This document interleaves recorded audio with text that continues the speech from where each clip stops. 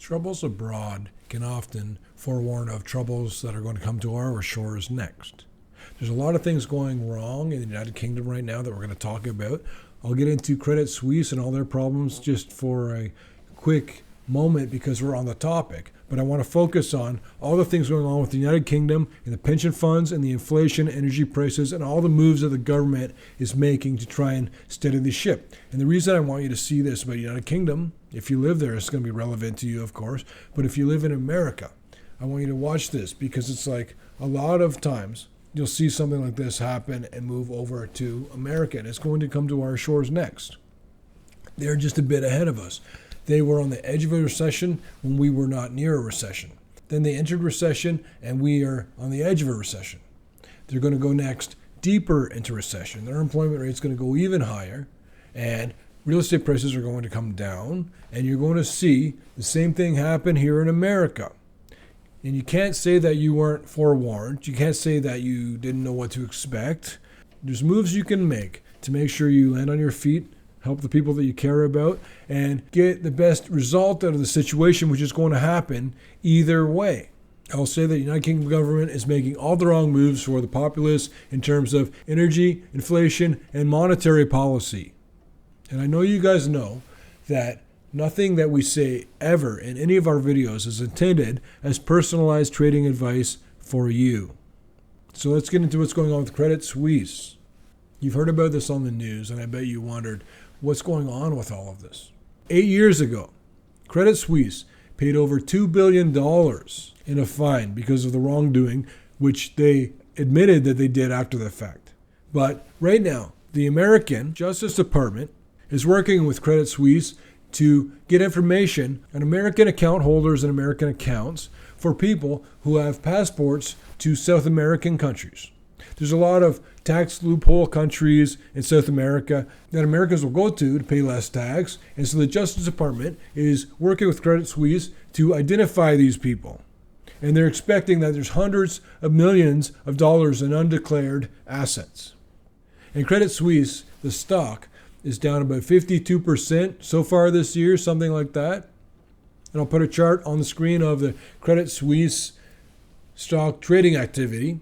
But if you're not looking at the screen, just imagine you're looking at a chart which looks like it came down about 52% from its high. But that's just more of the same. That's the boring stuff. Credit Suisse just is about to enter a massive cash crunch. They'll be out of cash in 2024. And so now they're starting to realize there's a problem here. An analyst from Goldman Sachs took a look at the company and expects that Credit Suisse needs about $8 billion to right the ship. Then you've got an analyst from Jefferies who said that there needs to be a big restructuring, which includes layoffs, selling extraneous divisions, increasing efficiencies, cutting costs in every way possible. And even after that, the Jefferies analyst expects that they need another $4 billion. But don't worry about all that too much unless you work at Credit Suisse or you own shares in the stock. Worry about what's going on in the United Kingdom with all the things that the government's doing wrong. They've taken emergency action 3 times in 2 weeks. They've had to intervene in the financial markets on multiple occasions in a very short window of time because they believed that the United Kingdom's financial stability was at risk. Just like this. There's a lot of different problems that are there for years and years. And nobody talks about it. Nobody sees it. They don't understand it. Just like what's going to happen with the pensions. It's what's going to happen with real estate. They don't see it yet. But eventually it gets big enough that it gets noticed by the media. When the media notices it, all of a sudden it's such a major negative thing. And what are we going to do? We have to deal with this right now.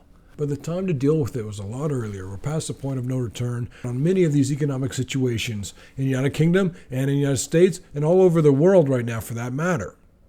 A lot of problems are there for years before the media sheds light on them, and then everyone is, or at least they act like they are, completely surprised that the problem came out of nowhere. And the Bank of England has purchased or been purchasing a lot of government bonds. The government issues the bonds to get money to pay for things, but lately investors are aware of all the economic problems in the United Kingdom, and so they're not interested in buying the United Kingdom's debt. unless they get a really high interest rate. So to keep the interest rates from going too high, the Bank of England just bought up all the bonds, just like you saw in America recently. This happens here just like it happens there. The investors were too spooked. They saw too much risk. They didn't buy the bonds. They left it up to the Bank of England to buy all the bonds. The results of all of this included that the pound fell in comparative worth to other currencies. Mortgage rates increased. Borrowing costs increased for individuals, but also corporations. When they're already in recession, and all of a sudden, all the businesses operating that have any debt, which is all of them, have to pay more to service that debt. Now, flipping back from the Bank of England, we'll talk about the United Kingdom government. They've promised tax cuts. They're doing quantitative easing again. All of this is going to backfire exactly the opposite of what they're trying to fight. Inflation will go higher because of all the moves they're making. It won't make it easier on people. It'll feel like at first it's easier on people, but really what's going to happen is that it'll just stoke inflation that's going to take all the excess money out of your pocket. You're going to be equally as broke or more broke because of them trying to help you. There's a think tank, goes by IFS, and they expect that the government's latest budget is going to result in a £60 billion shortfall. Does that ring a bell or remind you of anywhere else in the world? And just in case you think they're done fumbling around and trying things, now they're talking about 3-hour blackouts, mandatory and mandated 3-hour blackouts for individuals and business, where they say you cannot use energy at peak hours. But Prime Minister Liz Truss says that's a no to that. But just remember that when a politician says no to something, all they do is they're buying time before they say yes to it, and they say, well, something happened and things changed, and that's why now I have to do what I told you before I wasn't going to do. Every politician does it across the world, and people just let it go past them like water off a duck's back. They're not calling anybody out. And another scheme they're trying is that you could get paid by not using energy in certain peak hours. A business or an individual can get money from the government by not using energy. It's basically the government is giving a bailout or a handout. So it's going to come back to haunt the overall economy in the longer term. So the government will give out more money despite the fact that they have spiraling debt levels.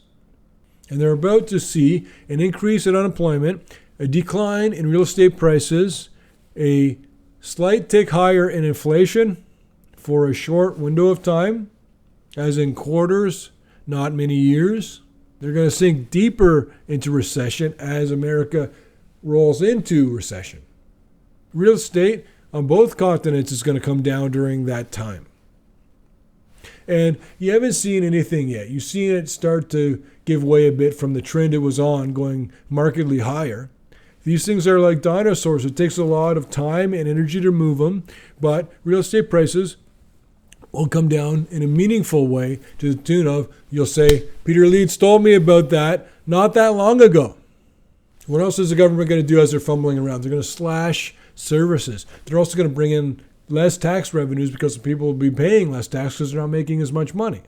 So they're bringing in less taxation revenue, and they can't afford what they're saying they're going to try to afford.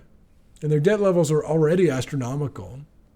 We're past the point of no return in the United Kingdom, a lot of places in Europe, and definitely in North America.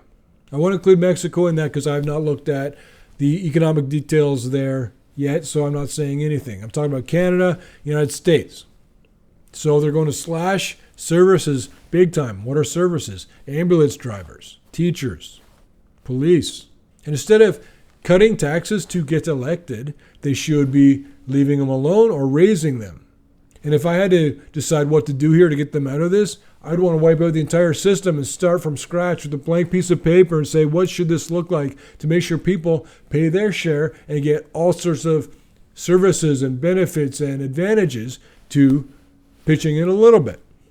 And it's like this in America too, but more so in the United Kingdom. The pensions that are owed to United Kingdom residents have guaranteed payouts. They have to give you X number of dollars on a certain window of time every month, whatever it is. And I'm telling you it'll happen in America next.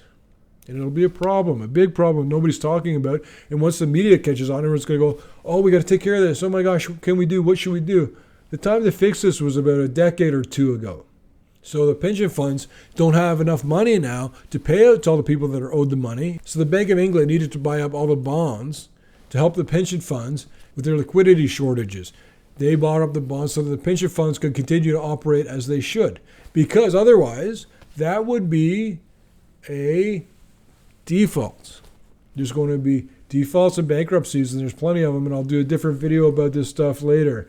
But it's already begun, and I told you it was coming. It's going to be a tsunami, and it will get dramatically worse when everything is dramatically worse, which includes real estate and stocks and even cryptocurrencies. We've got to have a capitulation point in those. It's not yet. Andrew Bailey from the Bank of England has been urging pension funds to rebalance quickly. His quote is, dysfunction in this market and the prospect of self-reinforcing fire sale dynamics pose a material risk to UK financial stability. So, what do you do about it? How do you react to this? This is just one cog in a wheel of many cogs. You have to watch what's going on in all the major economies worldwide. And sometimes you can see what's happening in one and know what's going to happen in another one next because it's playing out exactly the same way. Just like everything's set up right now, exactly as it was before the 1929 stock market crash, which if you haven't seen it, watch that video because you want to expand your economic understanding. You want to watch all the pieces and understand what they mean and see how they interact. And if you don't understand it yet, and if it's too complicated, just sit with it for a while. Sit among it. Get to know the lingo. Absorb what you can. And you'll realize that you suddenly start absorbing more and more information. You'll know what to do. All the knowledge you need is at your fingertips right now to find out all the information that you want to make your decision so you make the best decision for you. And just a couple of quick points of order here I want to go through just as we roll out through the important part of the end of this video. The International Monetary Fund has once again downgraded its forecast for global economic growth with a sharp warning. The worst is yet to come. And for many people, 2023 will feel like a recession. The agency said Tuesday that it expects global growth to slump to 2.7% next year. That compares with projected growth of 3.2% this year. And understand, you guys, that it'll feel like a recession in 2023 for many economies. Some economies will be in recession. And remember, too, that this information is about the whole world, not just America.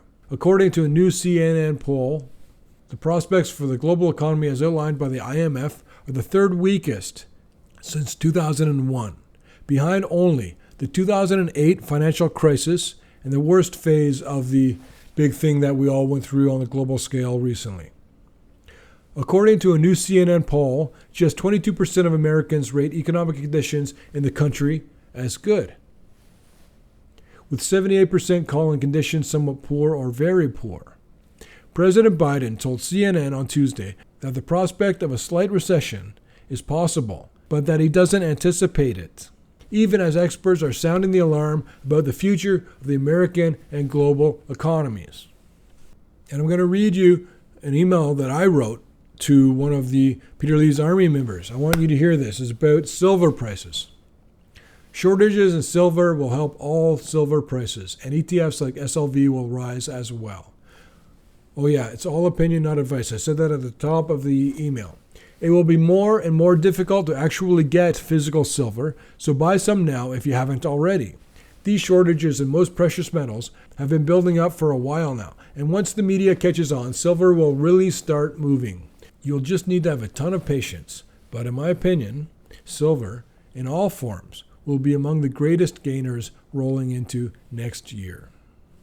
And lastly, this one I just got this morning, and I thought that I would just add it to this because it's very time sensitive, but listen to this from CNBC. The NASDAQ hits a grim milestone, but here's how it can bounce back. The composite was down for the fifth day in a row on Tuesday. It's down more than 30% so far this year and also hit a new 2-year low. It's the first time these indicators have flashed together since the 2008 recession. What 3 indicators are they talking about? The composite down for a 5th day in a row. That's number 1. down more than 30%. That's number 2. And also hit a new 2-year low. That's number 3. But don't worry, I got some good news for you here. Just bear with me to the last part. And I think this is out of order now, so I changed it for this video. But this was with the article, different order. The NASDAQ composite is performing at one of its most miserable levels ever, and one not seen in more than a decade. The good news, that usually gives way to an upswing. I'll get into percentages, because sometimes October is really ugly. More than half the time, it's not too bad. Just when all the big crashes happen in October, that skews it and also scares a lot of people. So we've got that video coming up, so make sure you subscribe. But also we've got to talk about a really deep dive into inflation, because it's not what you guys think. The media is going nuts with this stuff, even though I'm telling you, when you take a look at the actual details, we'll get into that in a different video. And also coming up, very important, somewhat time sensitive, the tensions between China and India are worse than they have been in a long time, and it's getting kind of ugly there. I'm going to tell you all about what's going on there. Until next time, you guys, we love you. Thanks so much for your support. We'll keep on doing all this stuff for you. Please share it, spread the word, help us out. Thanks so much.